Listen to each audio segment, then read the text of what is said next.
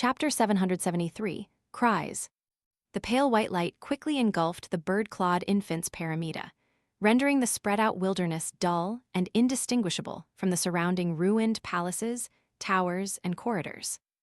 This paramita lost the features distinguishing the interior from the exterior, effectively withering and dying. As the bone serpent collapsed, Lumion fell straight down, landing amidst the broken walls and debris scattered across the wilderness. With a forceful bend of his waist and a forward flip, he landed firmly, not relying on his burning white spear form to avoid the damage from such a fall. In this pale white nation, even the rules of the world seemed corrupted. Falling from 50 meters felt no different than jumping from a 5-meter building. At this moment, the monstrous child of Oxido retracted its head into the pale white flesh sphere, forcing the Temperance faction demigod Sharon to detach and hover in midair. In the area near the main Hall of Death, 5 or 6 terrifying undead creatures, influenced by paramita, shakily rose to their feet. Among them were 2 giant serpents with feathered wings and hairy corpses, a bloated, rotten giant, a humanoid mountain of white bones, and a woman with hair like thick snakes and a face 2/3 decayed. Each of these risen dead, summoned by the bird-clawed infant, exerted immense pressure on Knight of Swords Merrick. As a sequence 5 of the prisoner pathway, he knew he couldn't control these corpses. Attempting to wake them would only result in his own immediate dismemberment. The undead, immense and horrifying, locked onto the Temperance faction demigod Sharon, but their movements were sluggish, as if hindered by an unseen force, unable to attack immediately. Sharon, too, could control corpses and command the dead, and she was a true demigod with a higher rank than the premature bird-clawed infant. Sharon's divided focus to influence the former blessed of death gave Oxido's monstrous child a chance for rebirth. The pale white flesh sphere bloomed like a flower, revealing a giant baby cleansed by pure water, while the sphere itself withered rapidly, turning pale and decaying as it fell to the ground. Just as the giant baby spread its half-pale, half-chestnut wings, Sharon abandoned her control over the corpses. In her pale white eyes, the floating bird-clawed infant was reflected. She opened her mouth and let out a scream that seemed to come from the depths of her soul. The giant baby froze, instantly transforming into a lamb covered in pale fur. Unable to fly or use any beyonder abilities, it plummeted towards the ground, towards Lumion, who stood with the sword of courage. Transfiguration curse. Without the monstrous child's support, paramita began to collapse. The risen dead lost the foundation of their existence, gradually halting their movements and toppling over in the ruins. The lamb covered in pale white fur seemed corrupted from within. As it fell, its skin split, sprouting half-pale, half-chestnut feathers, and its belly swelled, as if nurturing new life. No creature could escape the fate of being corrupted and nurturing new life, not even an ordinary lamb. This was a trait of the Madame pathway, and the Transfiguration curse could not strip corresponding beyonders of these traits. Sharon never expected to resolve Oxido's premature child with just the Transfiguration curse.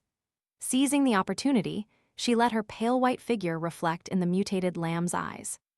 The lamb's swelling belly began to slow, and the mutation caused by the corruption became less rapid.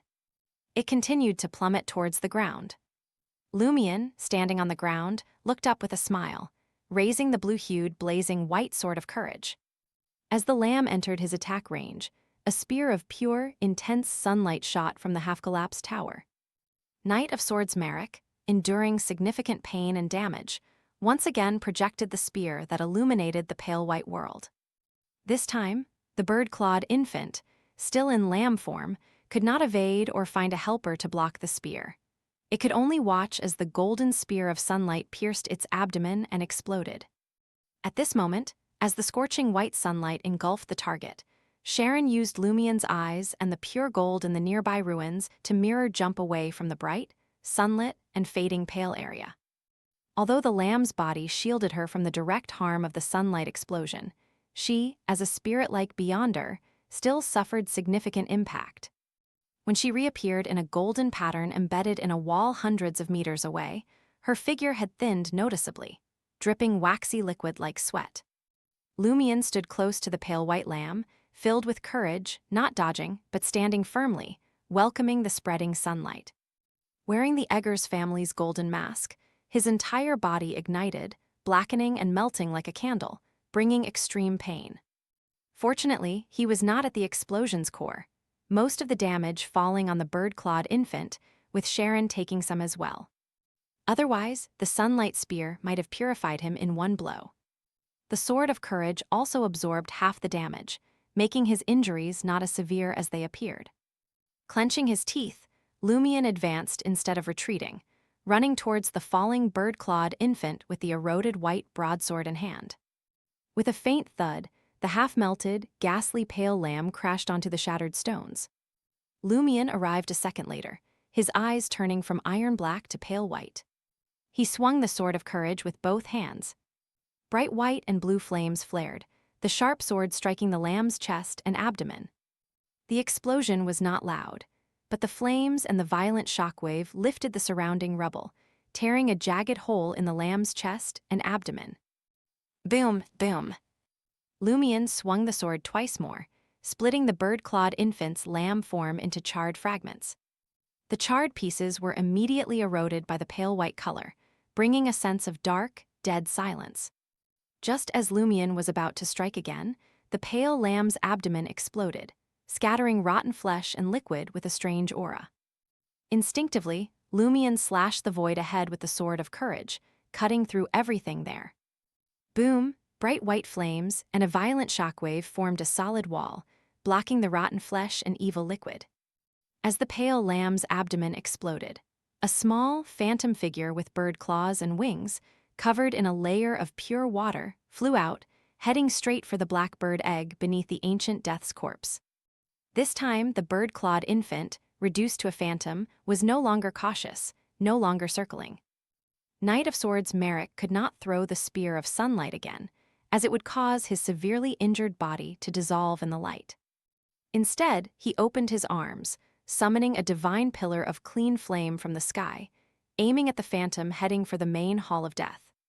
The bird-clawed infant's figure first disappeared, then reappeared, evading the divine pillar's attack, but was immediately locked by Sharon's pale white eyes. Sharon transformed into a dim, stiff doll, encasing herself in layers of ice. Simultaneously, layers of crystalline ice emerged around the bird-clawed infant, briefly fixing it in place, preventing its disappearance or progress. The bird-clawed infant raised its head, letting out a howling wail within the ice cage. The ice cage silently shattered.